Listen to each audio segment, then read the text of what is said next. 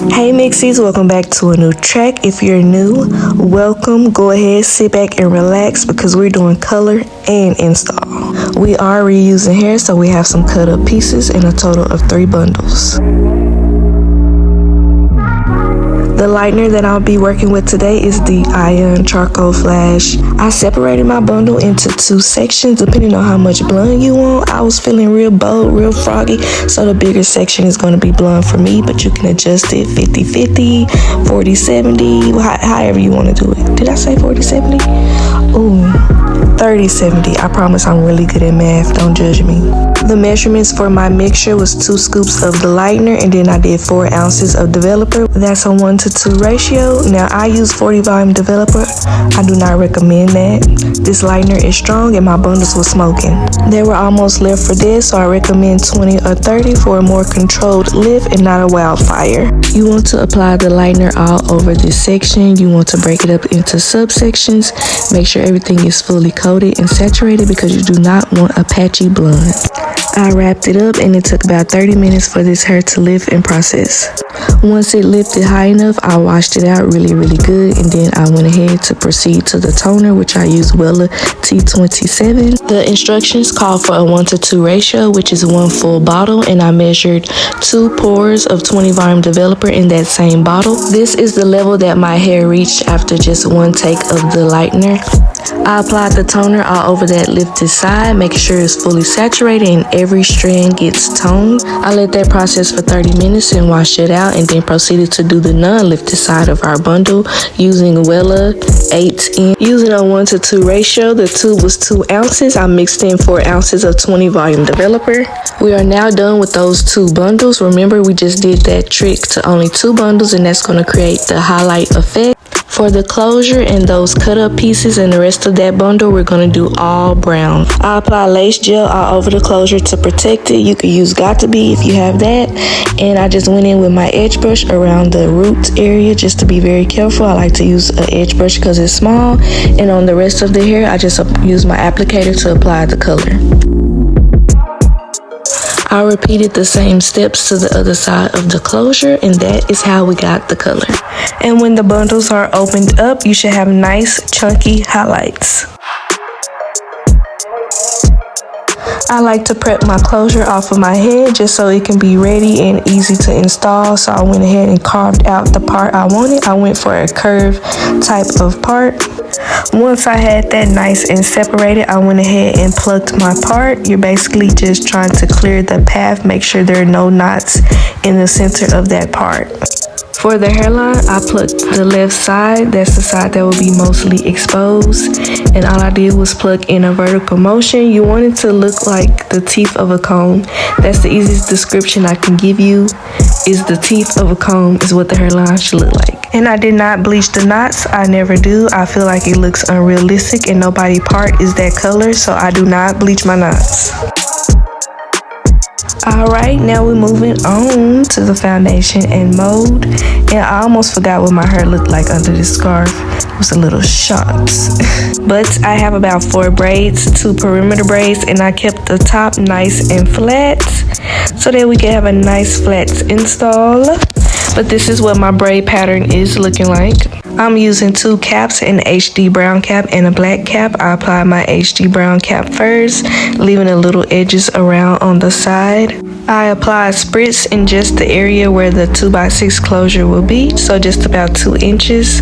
Blow dry that and then apply my black cap, and I'm going to sew around where the closure will be and also around the perimeter.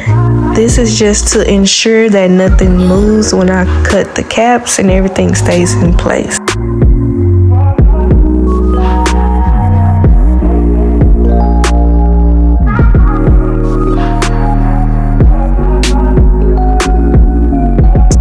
Next, I'm going back in with that spritz under where my hands are, avoiding where the closure will be. Because we need to be able to remove that black cap in that area. If we spritz it down, it'll be stuck. I spritzed, then blow dried 3 times for a complete total of 3 layers. Doing this will keep glue off of your hair and make this completely glueless. Cut off one cap at a time, starting with the black cap, and proceed to the brown cap. Apply some makeup the color of your skin tone, and you should look like you just had a Britney Spears moment. If you know, you know. Now for the install, I went ahead and applied some of that same makeup to my closure. And today we're going to be using Bold Hold Liquid Gold Gel again because I was too impressed with it the last time that I used it. I just apply a thin layer and I don't wait for it to get tacky or anything like that. This gel works really quick, so I just go ahead and immediately apply my closure. And round of applause for our closure, already looking good. It's already parted, and it just makes the process so much faster doing it off of your head, especially doing your own hair. Once I have my closure in place, I just go ahead and comb the hairline into place how I want it, because once this gel dries, it's going to be tougher to move the hair around. So I just combed it into place, blow dried it really good, and tied it down. Next, I'm just sewing down the rest of the closure, doing one side at a time and then doing the back.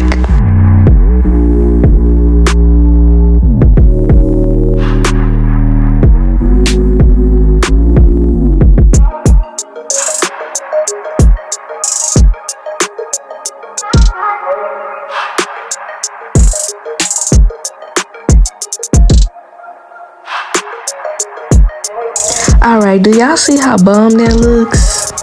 And look at him. He really tried to leave me alone and let me work, but he just can't resist. He's so sweet.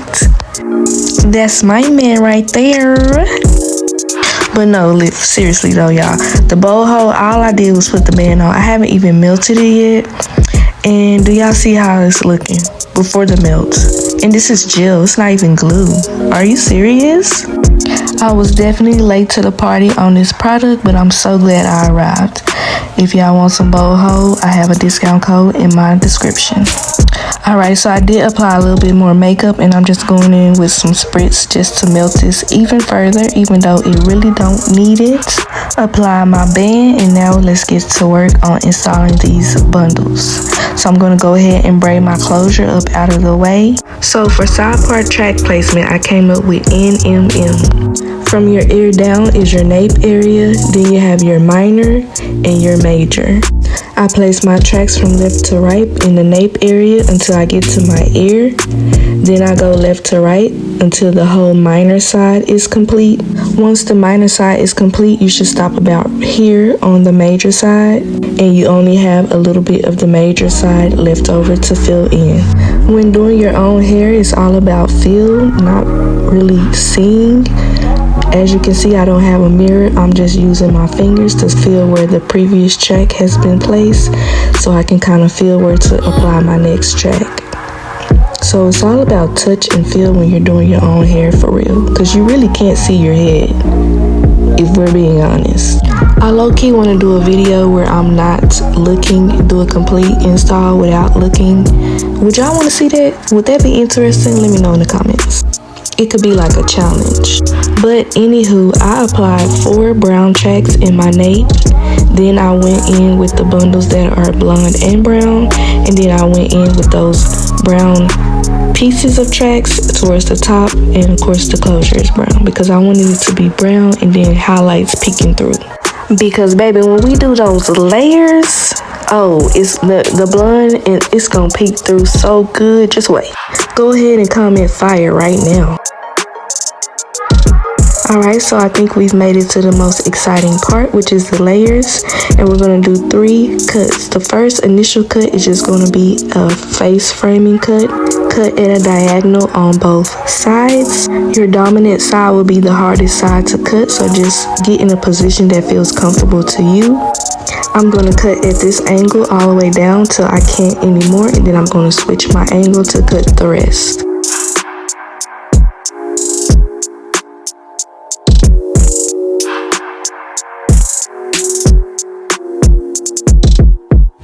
Now here comes the switch of the angle. Just do what works for you, whatever feels comfortable, but you have to get that face framing layer done. Once that's done, we're going to move into the second cut. We're going to split our hair into 2 sections, and we're going to be doing vertical subsections on both sides. So what I'm going to be doing is taking that first section and I'm going to comb it all the way up and over, making sure to recomb and make sure everything is nice and smooth. The hair that's on the bottom travels up the furthest, so it's going to be the shortest when you get to the top, and that's going to be your guide. You will cut everything that is longer than that guide. Showing you one more time, take that vertical piece, comb it up and all the way over, keeping it nice and smooth. Find your guide and cut everything that is longer than that guide.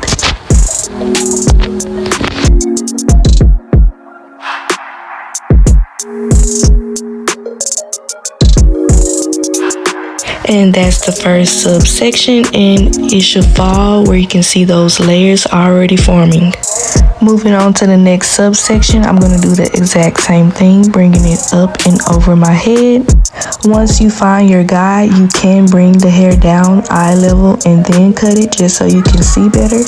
And as you can see, I'm not cutting directly across, it's more at a diagonal angle, but still making everything kind of the same length as that guide. I'm going to keep repeating this till the whole left side is complete.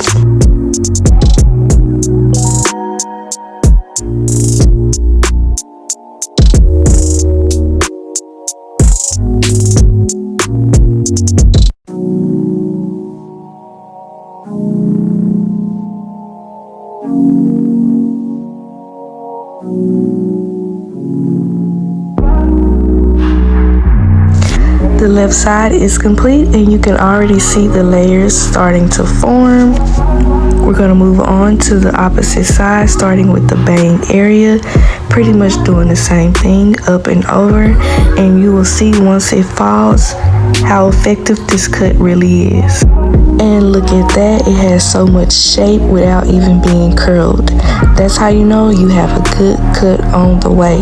I'm going to finish up this side doing the same thing, and remember I said there are 3 steps to this cut, so the third step will be a little later on. To curl, I'm going to be using this Nairobi flat iron spray and my 1 1/4 curling iron by Gold Hot. I'm going to start by spraying the hair down and combing the hairspray through. And then I'm going to take my curling iron with the clip facing down and curling up. So the clamp is going to be down and you're going to curl up. And you want to make sure you keep your hand on that piece as you're curling and turning the curling iron. This helps so that hair doesn't fall out, and y'all know what I'm talking about. And to help that hair slide through the curling iron, you just want to open and close the barrel as you're turning, and that will help the hair to slide through and to get that curl complete. Hold for a couple seconds, drop it into your palm, and apply the clip to the base of the curl.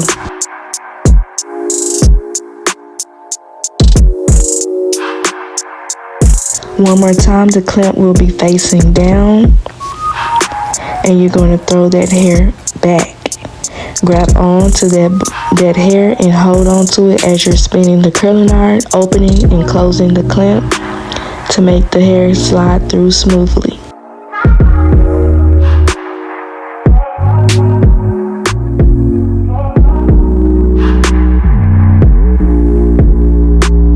Drop it in your palm, apply the clip, and we're going to repeat this all over our head, and I'll show you how to do the bang area in just a moment.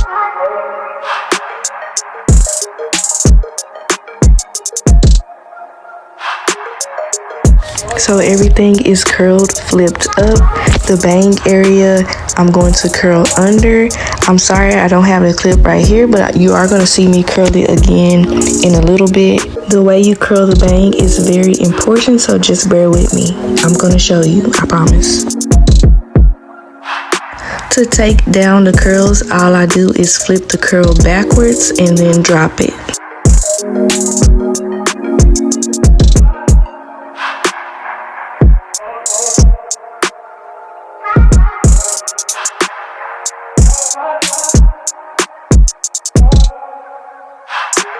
I had a very slow moment right here. I don't know why I combed out the left side first, knowing that I curled that last and it had the shortest time to cool. I should have started on the side that I curled first, so keep that in mind.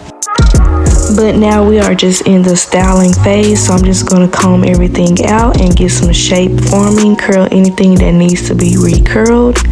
And then we're going to do that third step of the cut, which is basically you're going to cut the ends of your curls. Sounds crazy maybe, but it's going to make a huge difference in your layers. Just cutting the ends of your curls and you will see how they pop out more. So just go section by section, going at a diagonal, just sliding down, cutting the ends of the curls just a little bit. And side note, if you see that piece of lace on the side of my closure, I did later cover it with makeup. I should have cut it off. And you can already see the difference of the layers, how they're like feathered more, if that makes sense. Here's the bang clip. I'm curling it under.